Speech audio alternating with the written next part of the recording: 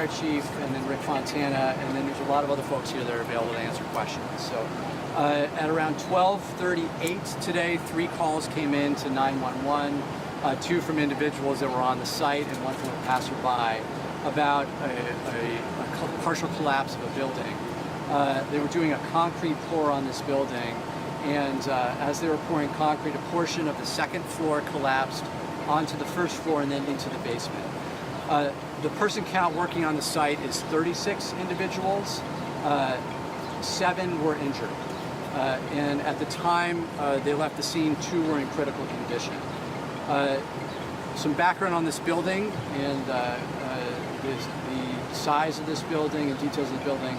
So the building is owned by RMS companies, and they have a ground lease on the building that is owned by Yale University, but the building itself and the construction project is led by RMS buildings or RMS companies. It's a 112-unit residential building. There are 3 levels of parking garage, 2 underground, 1 on the first floor, and then above that is 7 stories of residential. The total square footage of the building is 112,000 square feet. So moving forward, there will be a significant investigation, as with any construction situation like this. OSHA is already on scene, and OSHA is the statutory body that will be investigating what occurred here to ensure that it won't occur again. In addition, New Haven Police Department, whenever there's a serious injury, will also conduct an investigation. There will be, obviously work is shut down. There will be a stop work order issued today to RMS companies, and we're encouraging residents to stay out of the area. Before I hand it over to Chief Alston, I did want to take a moment to thank the New Haven Fire Department, who responded immediately and ensured that there were not other people in the building, and helped facilitate people getting out of the building, transporting along with AMR the individuals to the hospital. And the New Haven Police Department, Yale representatives are here as well. I wanted to thank them for their assistance with this matter. Chief Alston. Thank you, Mayor.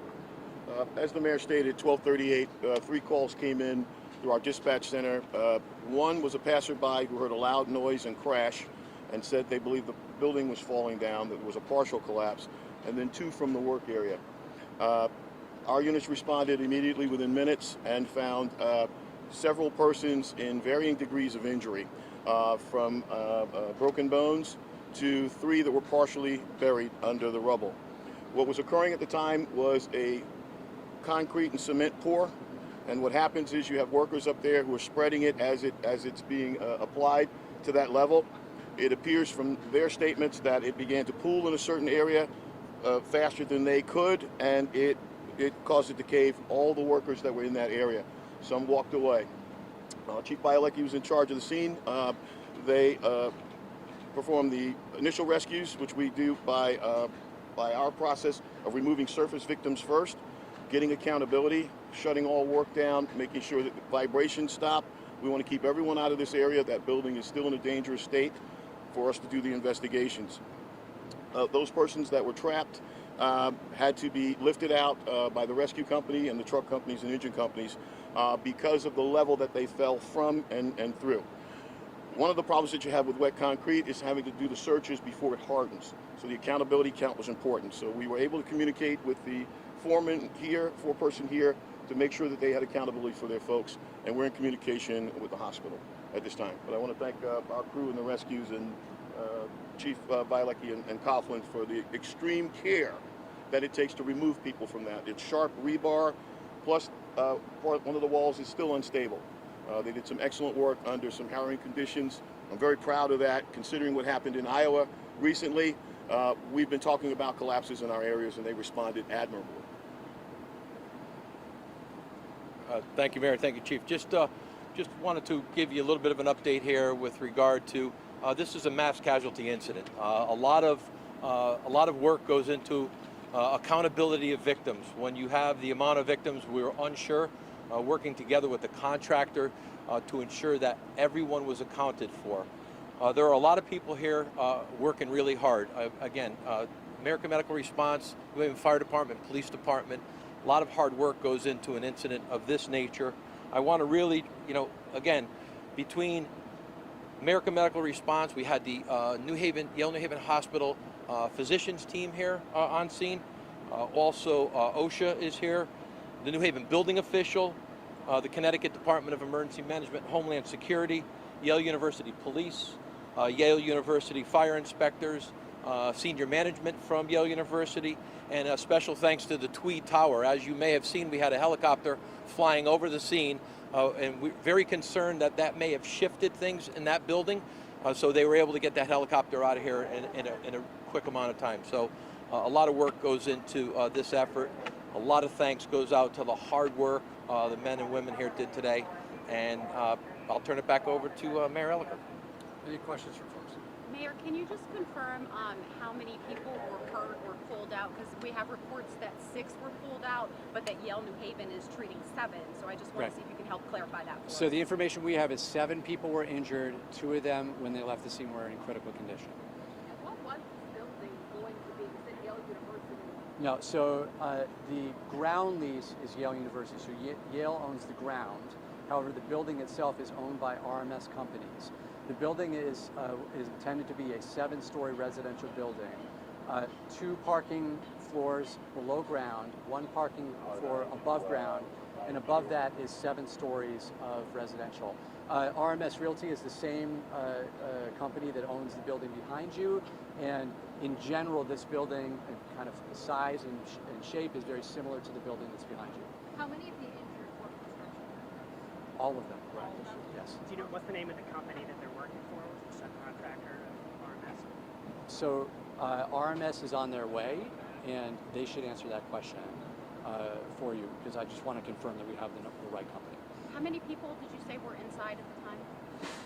There were 36 people on the building site. I can't say how many were inside versus around the building, but there were 36 people that were on site at the time. Were any firefighters injured in the rescue No, operation? thank God. Just exhausted. The difference between the time of the collapse and the last person who expired? Roughly 45 minutes.